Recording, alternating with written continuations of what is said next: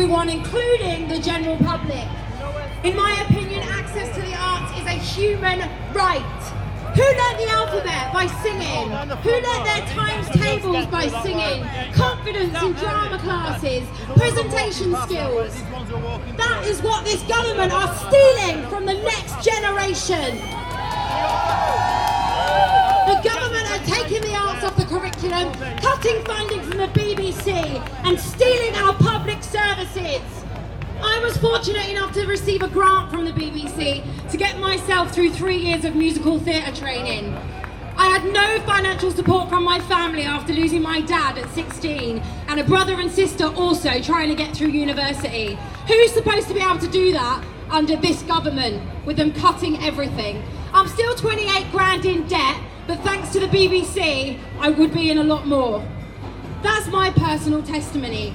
The point of the BBC is there's something for everyone. Without a properly funded BBC, we would not be the creative industry we are today. The 40% cuts that George Osborne is threatening us with will ruin the grassroots of this industry, which is already struggling with low and no pay. Many of my friends who've got several West End credits under their belt are working for 100 quid a week. That is not on. We are professionals and we deserve to be paid like it. I'm a big fan of Jeremy Corbyn and he's adopted the equity arts policy. I totally back his statement that austerity is a political choice. Neither should we accept the attack on our right to strike through the draconian new trade union legislation. Freelancers need the right to strike too as privatisation becomes more widespread. Terms and conditions, low pay and workers' rights become eroded. This industry is becoming for the privileged, those who can afford to stay here, have parents who live in London, not have to take jobs whilst resting so they can audition with 2 hours notice. Diversity is suffering.